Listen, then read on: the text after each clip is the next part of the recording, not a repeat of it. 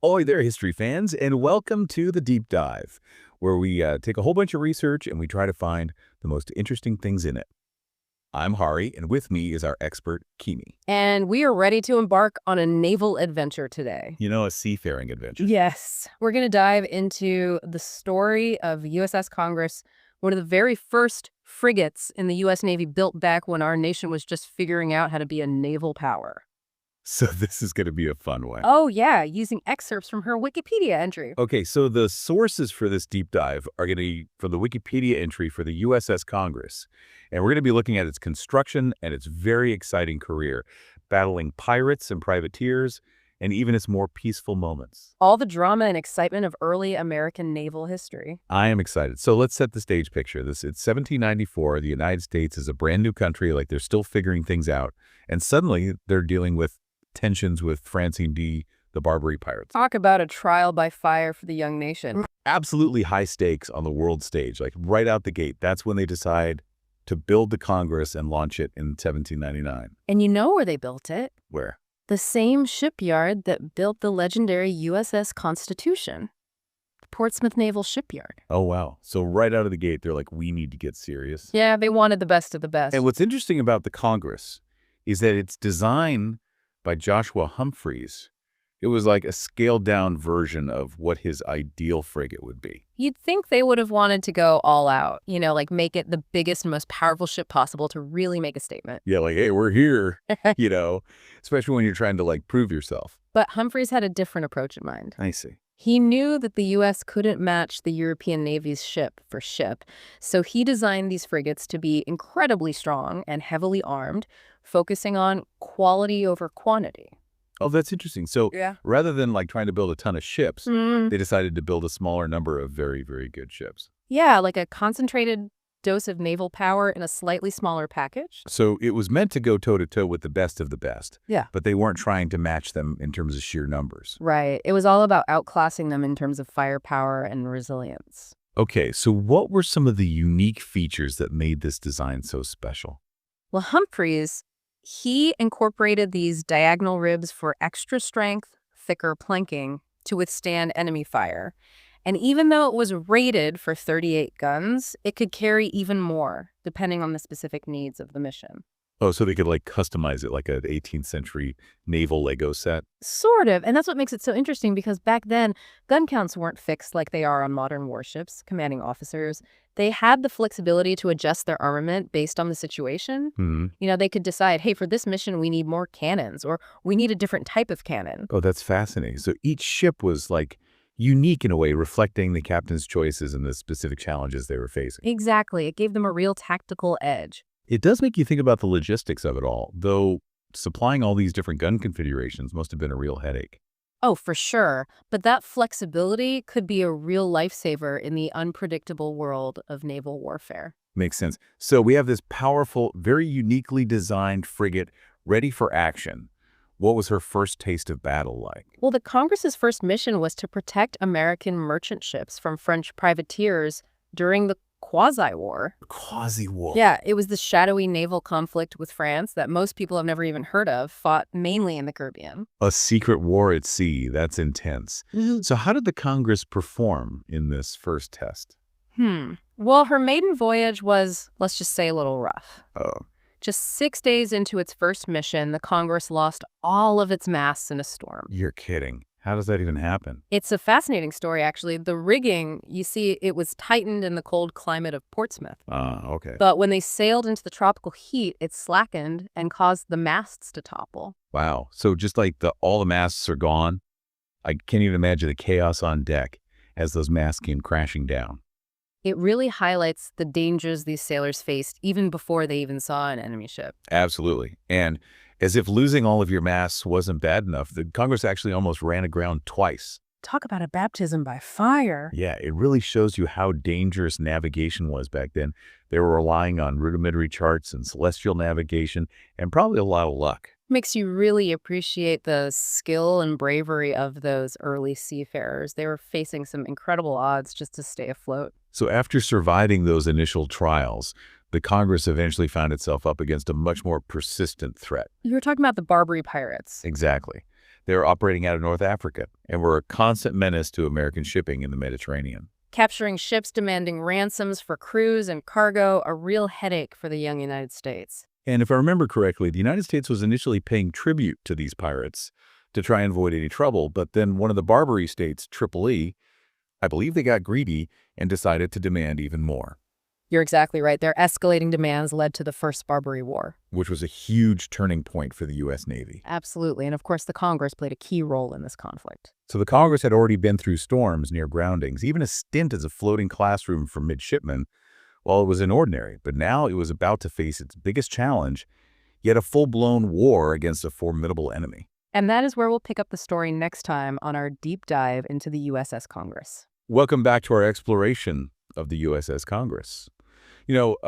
We left her about to enter the really rough waters of the War of 1812. Right. We left the Congress facing off against those Barbary pilots, but now the young American Navy has a whole new challenge, right? Taking on the mighty British Empire. Indeed, the Congress, she joined a squadron under the command of Commodore John Rogers. A pretty legendary figure in early U.S. Navy history. Oh, absolutely. And they set off on several daring cruises targeting British ships, disrupting those vital supply lines, really hitting them where it hurt. And I've heard some pretty amazing stories from this era, like one that really shows how clever and resourceful these sailors were.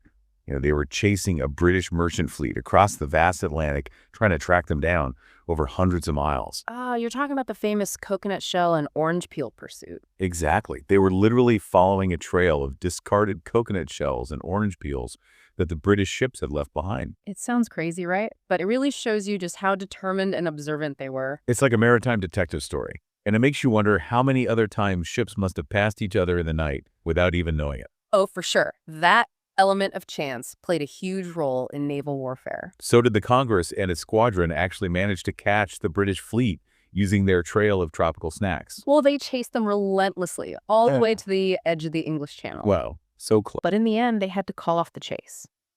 The British just had too much of a head start, and that vastness of the ocean, it really worked in their favor. I can imagine how frustrating that must have been to be so close, but not quite able to catch them. But even though they didn't catch the whole fleet, the Congress still captured several British merchant ships during the war.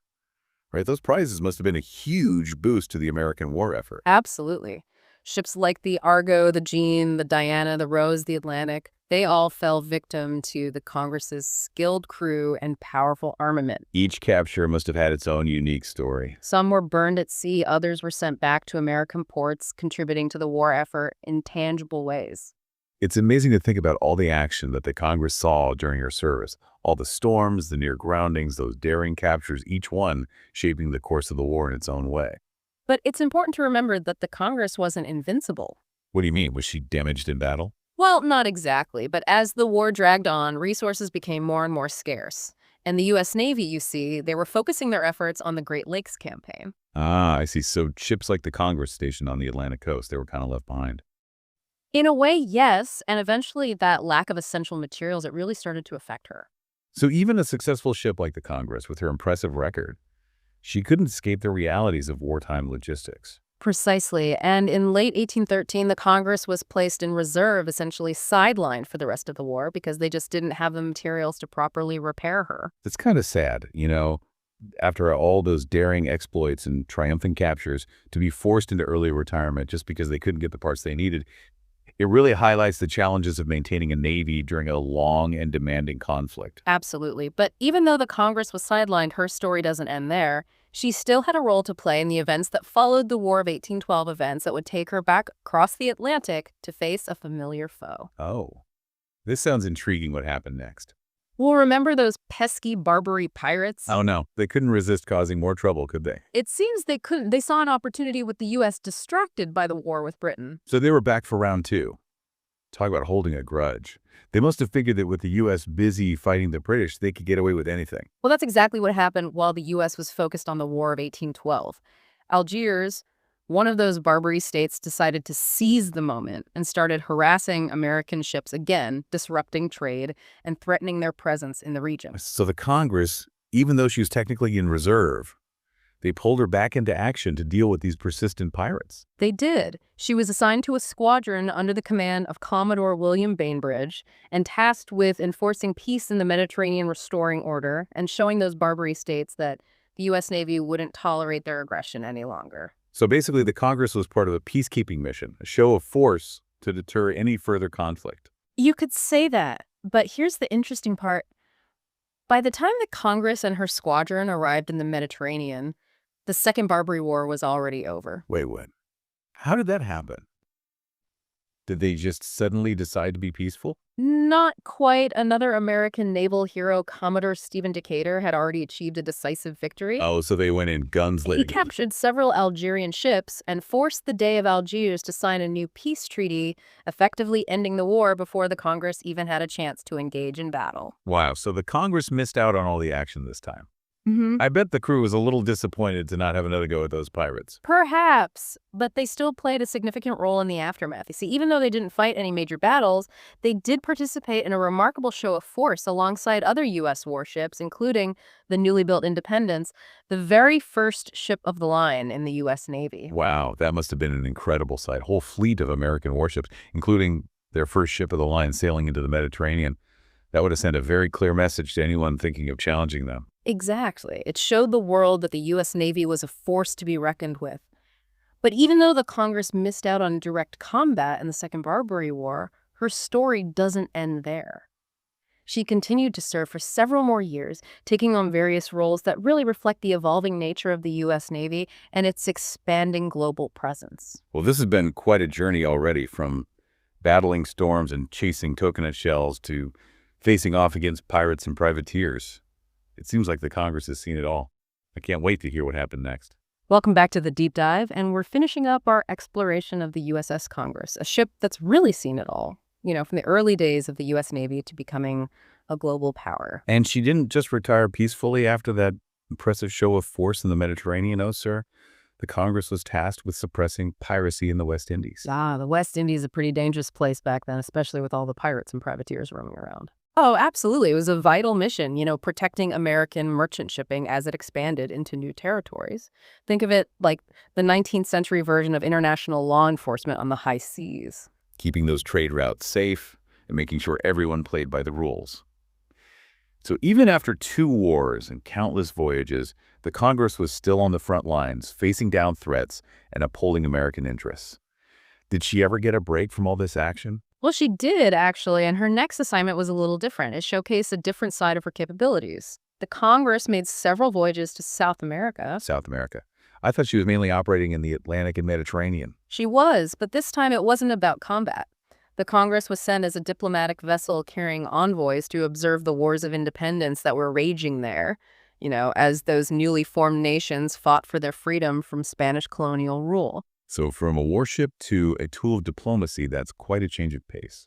It speaks to the versatility of these early American frigates. They were designed and built to adapt to a variety of roles that could project power and influence in different ways. It's like they had a Swiss Army knife of ships back then, ready for anything. Exactly.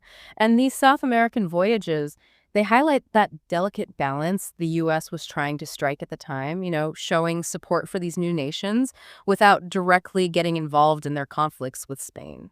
Trying to walk that tightrope between their own interests and their ideals. Mm-hmm. It's a fascinating glimpse into the complexities of early American foreign policy. It really is. And there are some interesting stories from these voyages, too. Oh, like what?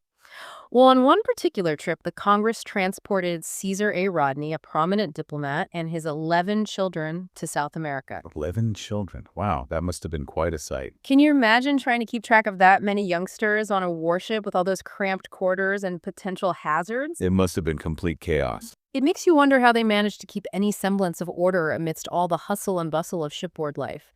But it also gives us a glimpse into the human side of these voyages, beyond the grand narratives of diplomacy and exploration. Right. It reminds us that real people with families and their own stories were living and working on these vessels. Absolutely. And speaking of remarkable voyages, the Congress was also involved in another groundbreaking mission. Oh, right. I remember reading about this. Wasn't she the first American warship to visit China? That's right. In 1819, the Congress sailed to China, opening up new trade routes and diplomatic channels.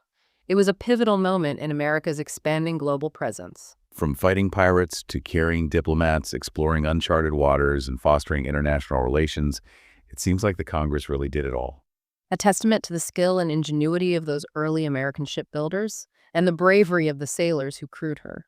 And it seems fitting that after all those adventures, the Congress ended her days as a receiving ship, welcoming new recruits into the Navy. Passing on her legacy to the next generation of sailors. A symbol of continuity and the enduring spirit of naval service. But even the most legendary ships eventually reached the end of their line. And in 1834, the Congress was deemed unfit for further repair and was broken up. A bittersweet end, but it also shows us how technology constantly evolves. Those wooden-hulled sailing ships eventually gave way to ironclads and then to the steel behemoths of the modern Navy. The Congress might be gone, but she left her mark on history. Her story is a reminder that progress is inevitable and that each era shapes the world in its own unique way. The Congress might have been just one ship, but her journey reflects the larger story of the United States' rise as a maritime power. From humble beginnings to becoming a force to be reckoned with on the world stage. And that's what makes her story so compelling. It's not just about dates and battles. It's about understanding the role of naval power in shaping a nation's destiny. Absolutely. Well, Kimi, I think we've reached the end of our deep dive into the USS Congress. It's been quite a voyage. We've covered a lot of ground from those early days of uncertainty to the triumphs and challenges of a growing nation. We've seen her battle storms and pirates and make history in far-off lands. And through it all, the Congress has shown us the importance of naval power in shaping the world we live in. If you're interested in learning more about the Congress or other early American warships, we encourage you to keep exploring. There's a whole world of fascinating naval history out there waiting to be discovered. So until our next deep dive, fair winds and following seas.